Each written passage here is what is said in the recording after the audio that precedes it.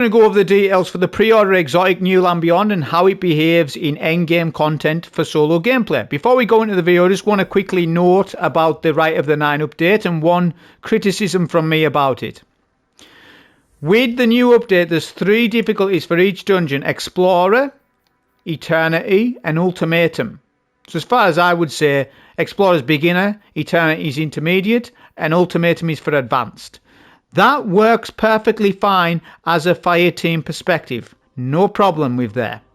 However, on a solo perspective, right, it doesn't work out properly. Let me explain. Explorer's gonna be really easy on a solo, but the idea of Explorer is to entice new players to give this a go. So the difficulty is right in terms of getting players through the door with Explorer, with the extra tooltip information. That works. Eternity's a little weird with mods like Brawn being on. Is this going to be a weekly rotation of mod, or is it always going to be Brawn on? I kind of find it odd that we've got this on in dungeon gameplay, basically meaning you don't get any health regen for the entire worth of a dungeon, which can last up to 30, 40, 50 minutes, depending on who you are. Now, if you run Devour, this overcharges Brawn, and it basically makes it easy. But if you're running a class without Devour, it makes it feel weird. Not only that, on a solo perspective, based on the time of me making this video, nobody that I'm aware of has soloed Spy the Watcher on Ultimatum difficulty, because the bosses enrage after 3 phases, so the damage won't be there, basically. What I'm saying is, I'm slightly disappointed with the update that you can't go in solo. The dungeon philosophy ever since 2018, all the way to recent times, has been that dungeons are a 1 to 3 fireteam player activity where you can always solo for the clutch, but you can also play in a fireteam. The contest, Day 1 and Ultimatum new modes are going against that, and you are less likely to see players even attempt to solo these harder difficulties because it's not feasible. The damage isn't there. Unless somebody finds something out about how to do more damage. So what I'm saying is, what about doing some sort of fireteam scaling for Ultimatum difficulty dungeons? What does people think on that? Because basically it's like this. If you want to play Ultimatum, just go and play in a fireteam. And that's bad because we've got players who want to solo stuff in the game. I just think it's not that good as that perspective. I'm being constructive. I think, there needs to be some sort of fire team scaling option.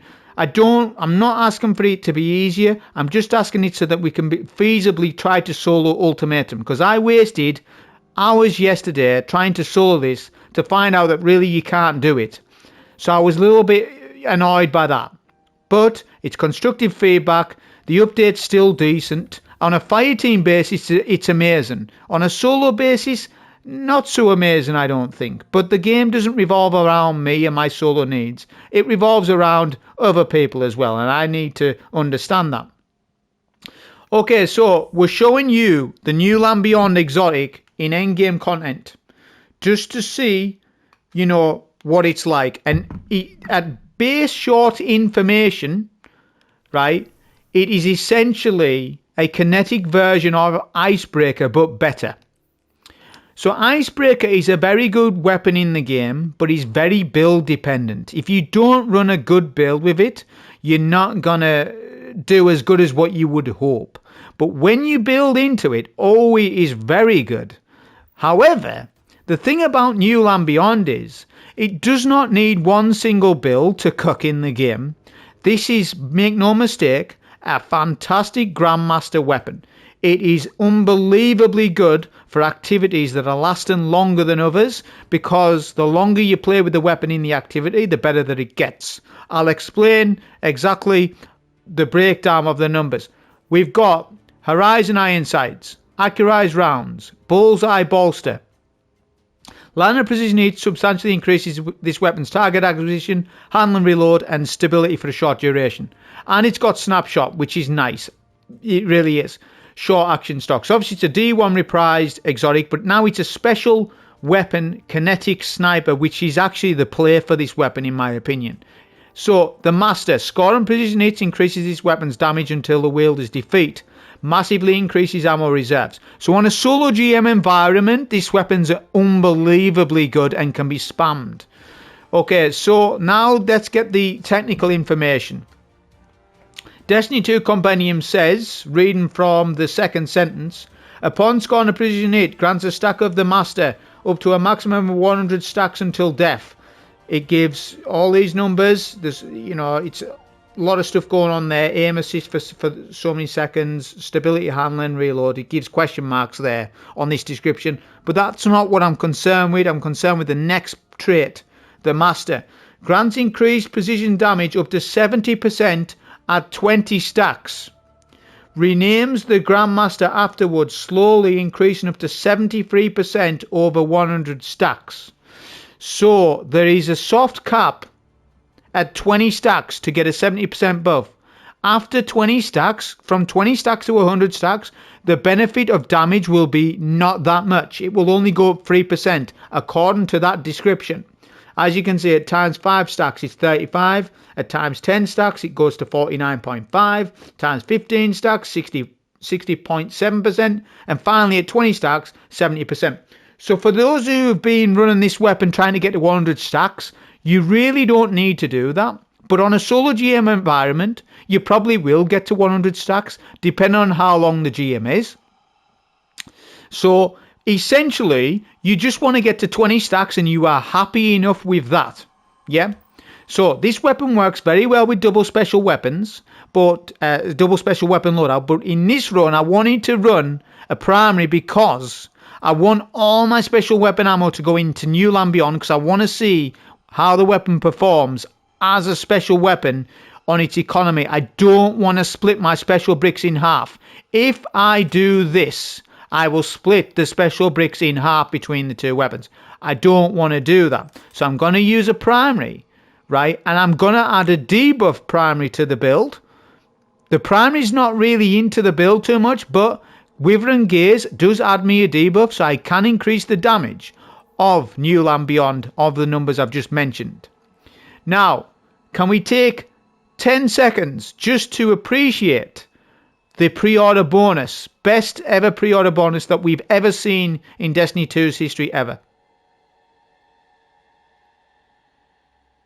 Nah, I'm not doing 10 seconds. I'll give you 4. So yeah, this is like incredible. I'm not running this build. I just thought, like I would say, the pre-order bonus with this, I mean, we all grew up with this as kids. It's unbelievable. This is my actual build because, obviously we're using Curious. So the build is, well, before I say about that, I'm using 21% Delirium just for something different, and it melts. It's an unbelievable weapon still in the game. It's unbelievable how strong it still is. So the build is T-Crash, Rally Barricade, Seismic Strike, a Flashbang Grenade for unstops, Storm's Keep, Knockout, Fragments Wars, Spark of Shock, Resistance, Ions, Frequency. Pairing that with Curious Fallen Star for an enhanced T-Crash damage. Dim Link, there'll be one anyways. I went bold. I went double kinetic targeting.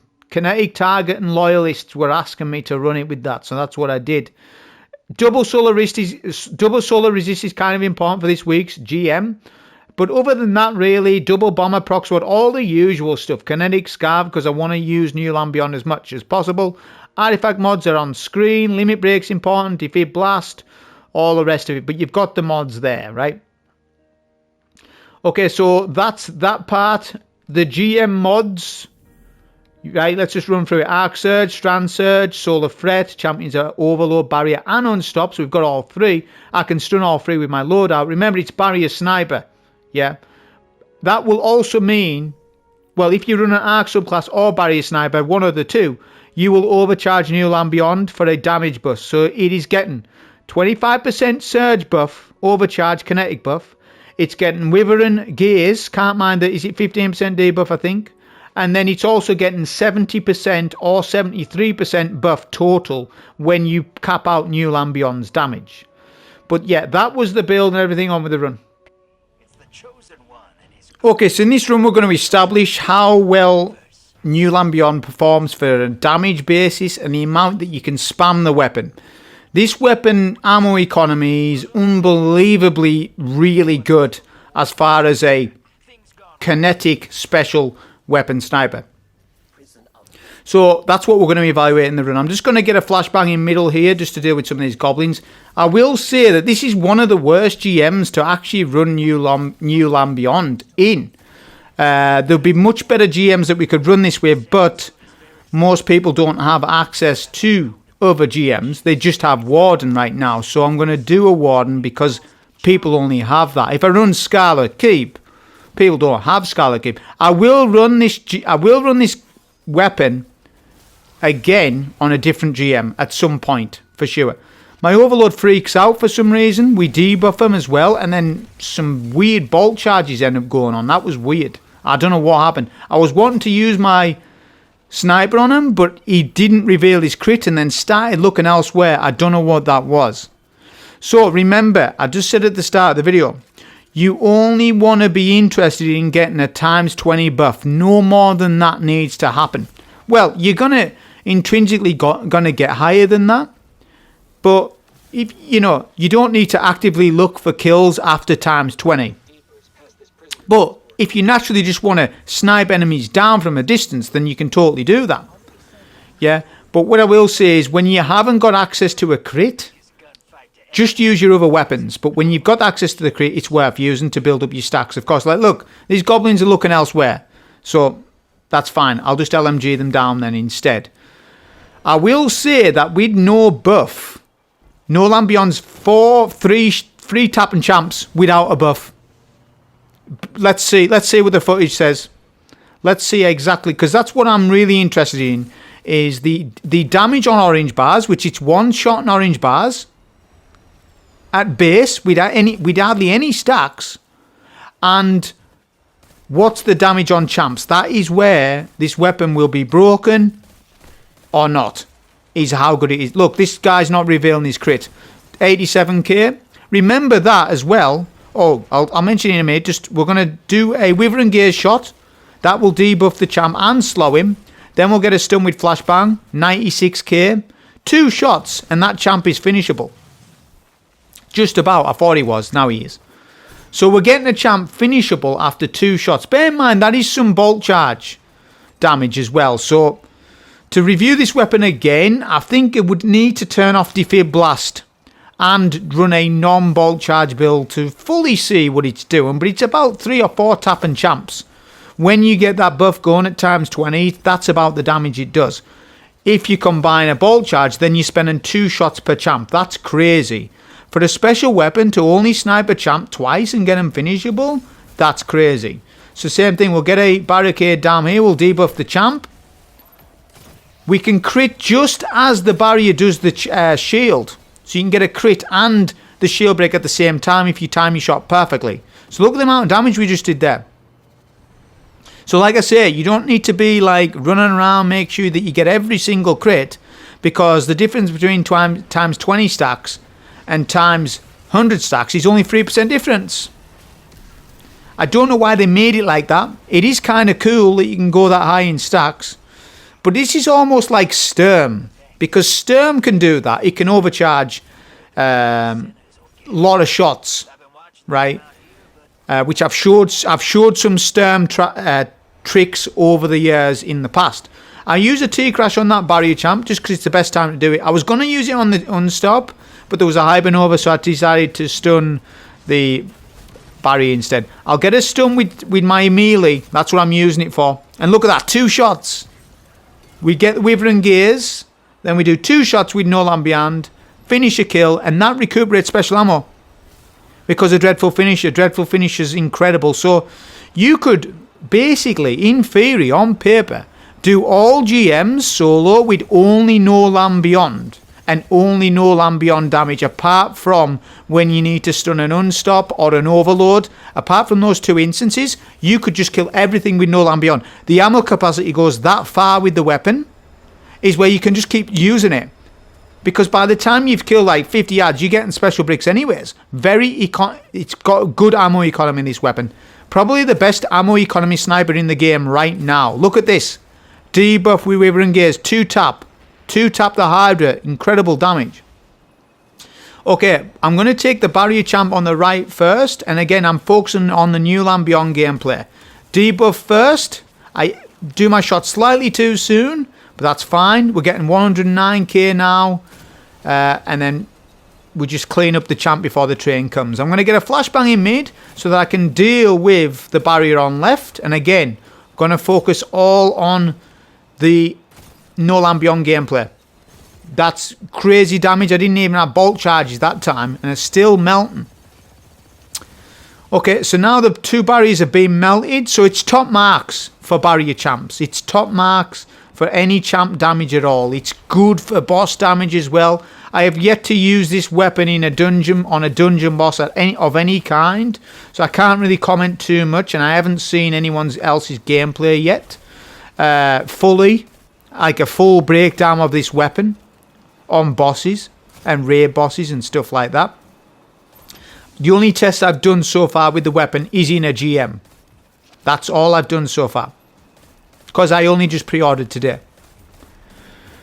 Okay, so now I'm just going to start dealing with some of the ads. I've got plenty of special on the floor. Like I say, in theory, I could be spamming more special ammo, you know, if I wanted. But what you got to recognise is that is fun to do. But when you're up against shielded targets, No Land Beyond's not going to cook for you. Yeah, it's not good against shielded targets. I mean, it wouldn't be, would it? There are a few weapons that are not good for that. But in terms of orange bar clears, you know, because orange bars are tanky in GMs, being able just to one-tap all the orange bars is really good. I've got a double damage bonus. This does not matter, by the way. You will one-shot the boss regardless of that. I just picked it up because I'm being fancy. But the Arc T Crash with Curious will always 1KO this champ. The boss, sorry.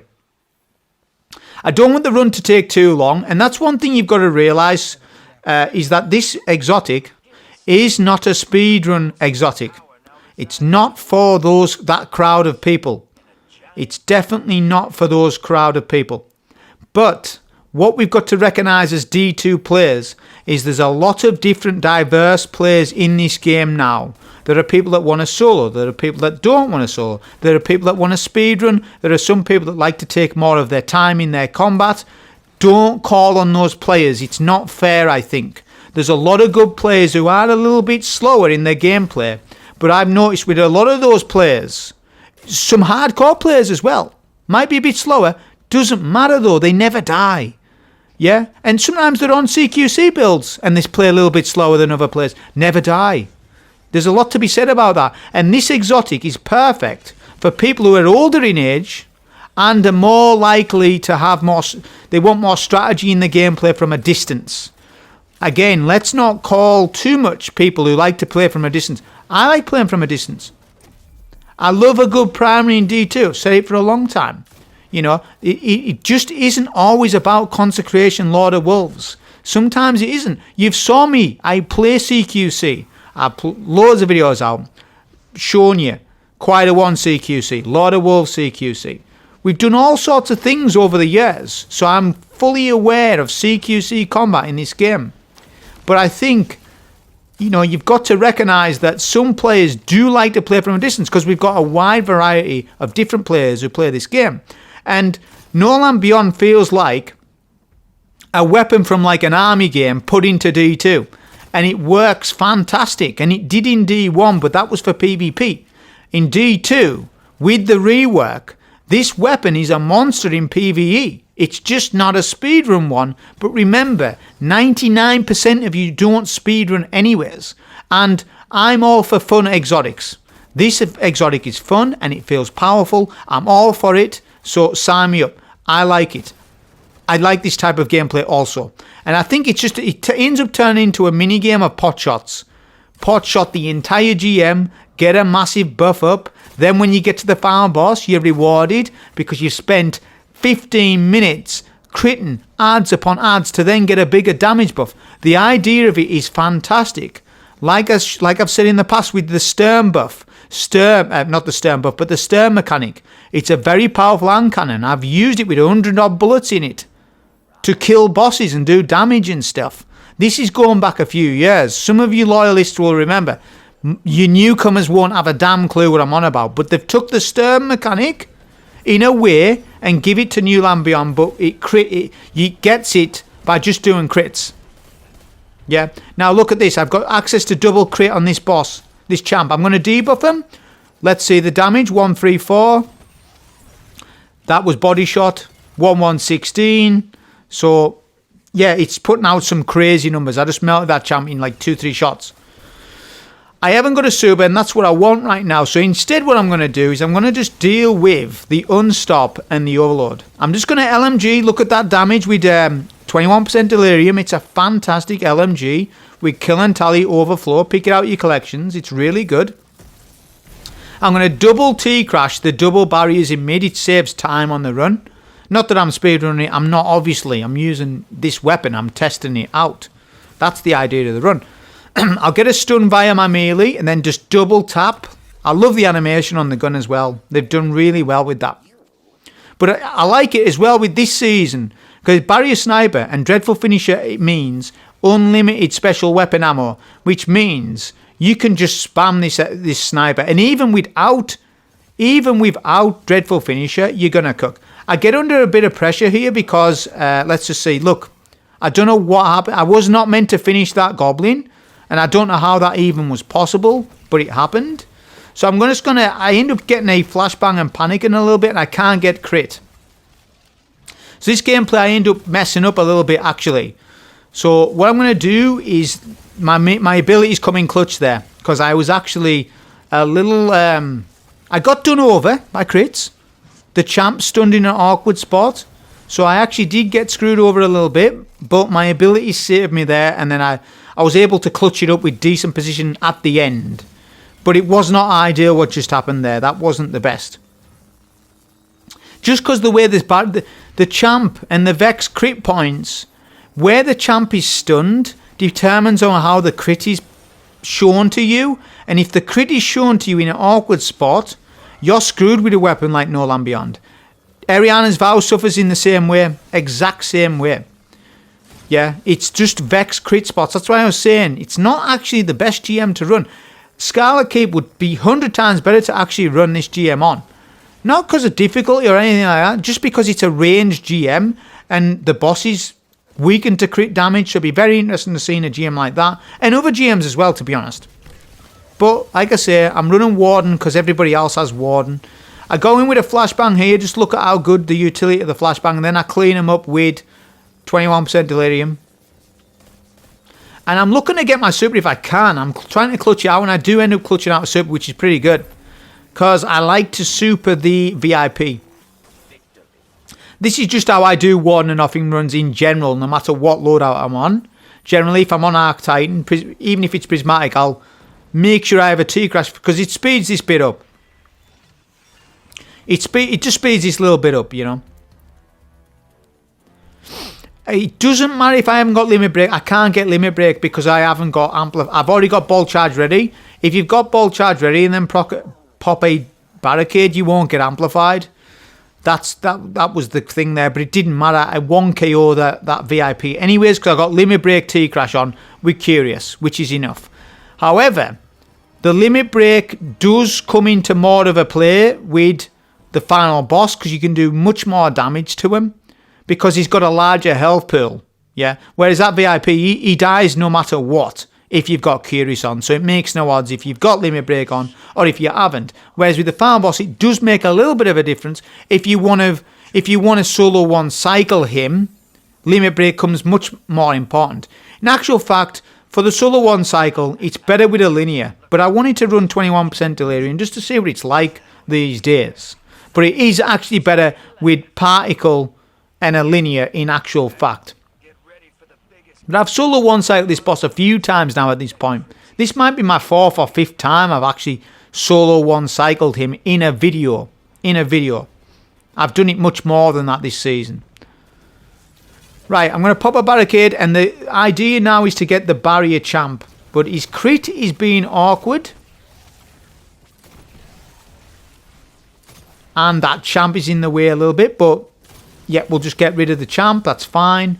And now what I'm going to do is get a good flashbang. That stuns dual champs because of Spark of Shock. Look at that melt on the overload there. Then I clean up the unstop. I'll leave him finishable. This is a practice you should be doing all season long for the rest of the 70 days of this season, however long it is, 68 days, 69 days. You want to play the game of finishing all your champs to recuperate special ammo. Now I'm doing some intellect manipulation here. This is what's known as intellect manipulation. I have coined the term because I'm the only guy that probably does this. And essentially what I'm wanting is a T-crash for boss damage. Yeah, I'm selfish. I want it up now, and the way that we do this is playing around with the champ. You play around, and I can get barrier because of my void weapon, because of volatile rounds, because of volatile marksman. I'm just doing it to prime the champ to get my super. Look at the intellect bar. Yeah. So I'm going to get it from when... and this has only cost me an extra 30 seconds. And I get my super for when I want it. Which is huge. By just playing around with the health pool of the champ. There we go. Champ dies. Now I didn't know how much damage I was going to do. So I played it a little safe. Let's see how it goes. I should have wither engaged the boss. I forgot. We end up doing that in a minute. 61k. Look at the chunk. Okay, we go for the debuff. Let's see the crit now. 74.55k. Boss goes to enrage. We get the boss to nearly half health. That's huge. If I'd optimized this a little bit better, my rotation would have been much better. But that's fine. We'll let the boss do his enrage. I've got a T-crash with Curious to use, and that's exactly what I'm going to do. Adds are behind me. Use a bit of 21% delirium there. And I'm going to get amplified and just super the boss, because I believe I should be able to kill him. But yeah, that was a no-scope kill on this boss with no land beyond. I hope you enjoy it. Thank you.